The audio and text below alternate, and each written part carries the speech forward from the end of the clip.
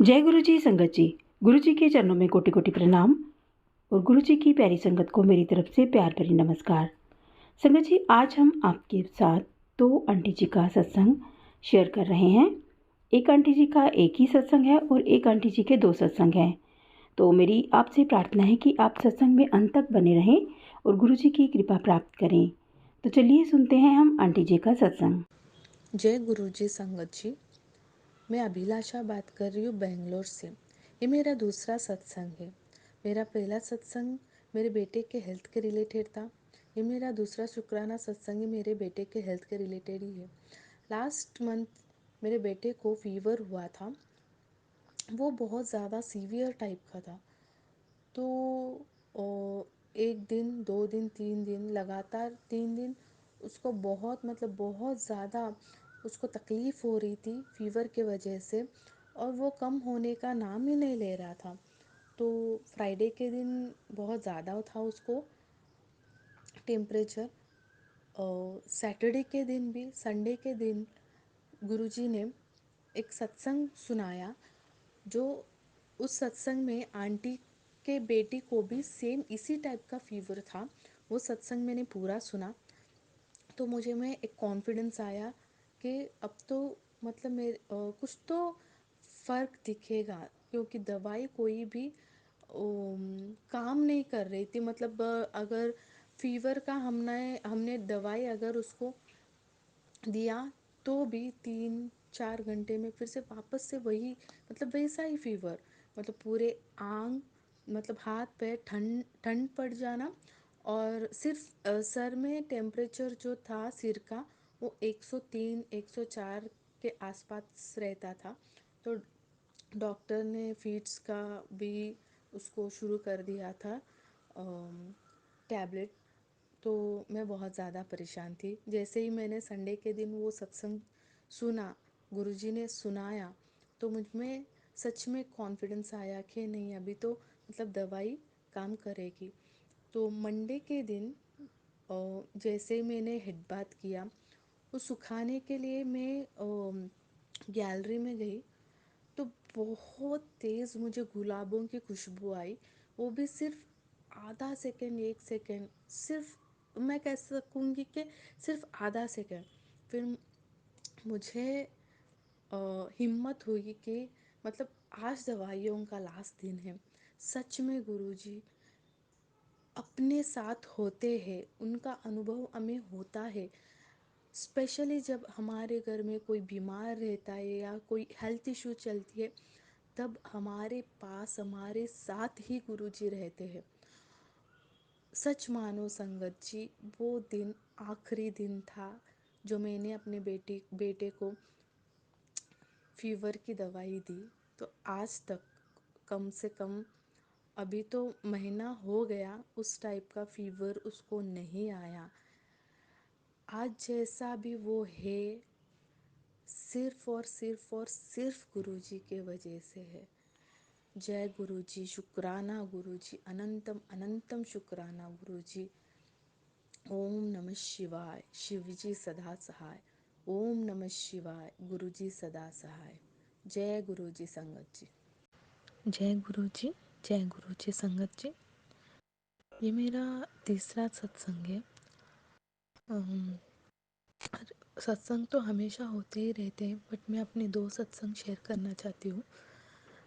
मैं मेरे बच्चों के साथ और मेरे अंकल जी, हम लोग मॉल गए थे रिसेंटली। तो मॉल सब कुछ घूमने होने के बाद अराउंड 10 जब हम निकल रहे थे, तो देखा कि गाड़ी की चाबी नहीं है। तो हम लोग हैरान हो गए, दो छोटे बच्चे हैं, घर को निकलना है और चाबी नहीं, अंकल जी के पास थी।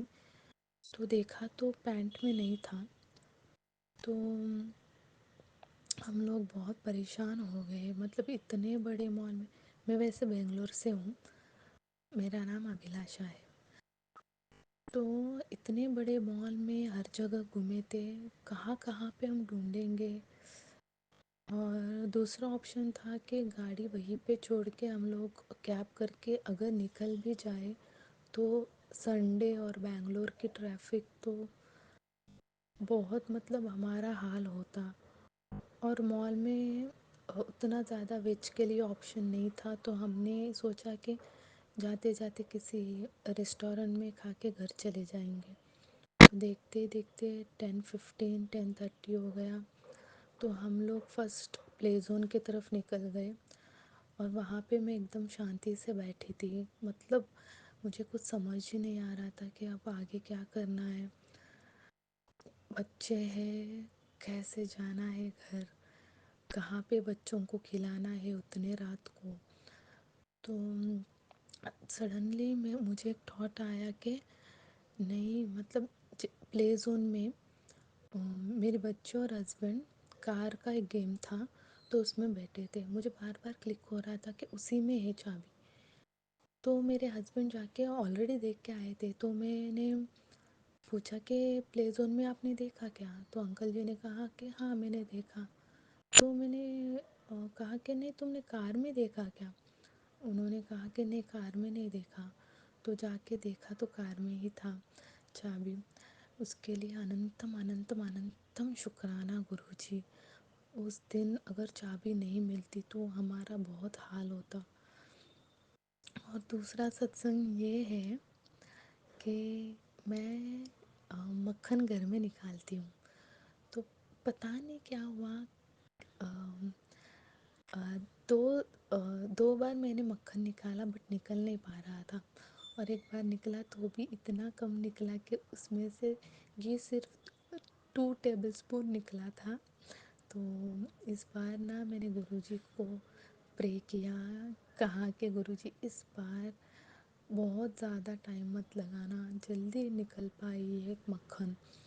तो संगत जी, आप मानोगे नहीं, 3 बार, सिर्फ 3 बार मैंने मिक्सर घुमाया और पूरा मिक्सर भर के मक्खन निकला और आधा डब्बा घी निकला। मैं बिलीव ही नहीं कर सकती, इतना ज़्यादा घी निकलता ही नहीं है। शुक्राना गुरुजी, शुक्राना शुक्राना शुक्राना अनंतम शुक्राना। आप हमारे साथ हमेशा होते हो और ये है ऐसा सब हर रोज़ दिलाते हो। यही तो सत्संग होते। बट संगत जी, हम हर रोज़ तो सत्संग कुछ शेयर नहीं कर पाते। कुछ ऐसे होते कि शेयर करने जैसा कुछ होता नहीं है। मतलब वो होता है ना कि पर्सनल, कि मतलब हाँ अभी हमारे साथ गुरुजी है, इसका हमें मतलब सडनली विंडो से देख लिया, कोई मतलब तितली दिख गई या सपने में दिख गई, तो हर चीज़ हम शुक्राना मैं मन में कर लेती हूँ बट सत्संग नहीं करती। शुक्राना गुरुजी, शुक्राना शुक्राना शुक्राना अनंतम शुक्राना।